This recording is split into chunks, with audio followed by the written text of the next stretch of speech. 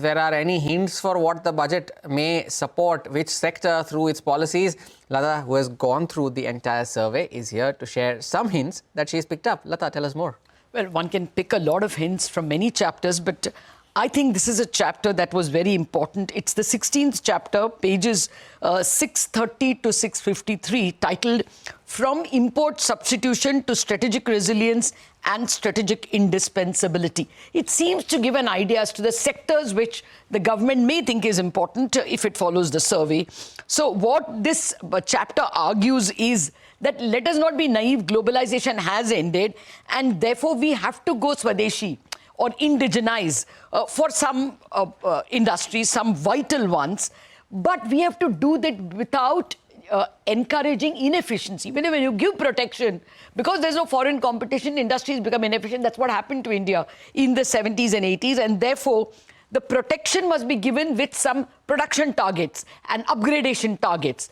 Very vigilant, and it must have a sunset. So now the key thing for the market is, what are the industries or sectors or products that the government thinks may want this protection? The survey builds this tier system. It has 4 tiers on the basis of how vulnerable India is if it didn't have some products, and where it is feasible. That, if you're good at it, but because of some historical reasons, we have not scaled it up and become export competitive. Those are the 2 top tiers which need protection.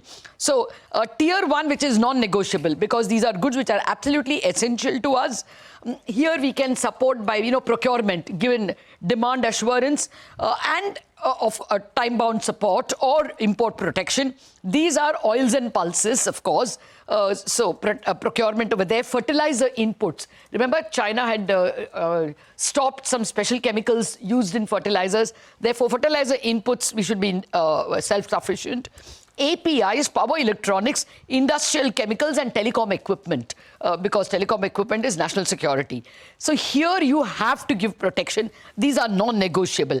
Then there is strategic core, where we can get into global supply chains, etc., where we have an advantage.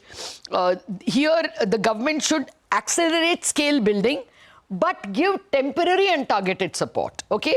Tie it up to production targets. These are magnets, battery cells and cathodes, solar wafers and cells. Then there are other, tier 2 and tier 3 industries, which they talk about, where we are not vulnerable, where you should not, give protection. In fact, if you gave protection, it will become expensive. It's better to import where things are cheaper. So of low strategic importance, cranes, industrial machinery, EV drivetrains, medical devices, and even others which have a long horizon capability, important, but we don't need to give protection now. TBMS, rail signaling, defense electronics, electrolyzers. Now, not everything in the survey actually becomes policy, but for those in the market who are looking for hints, maybe some PLI-related support can be given to those tier 1 sectors that I mentioned. And we shall find out soon, in just a few hours from now, when the Finance Minister rises to present her 9th consecutive budget on the floor of the House. Latha, thank you for summarizing that for us. The numbers of moil at the bottom of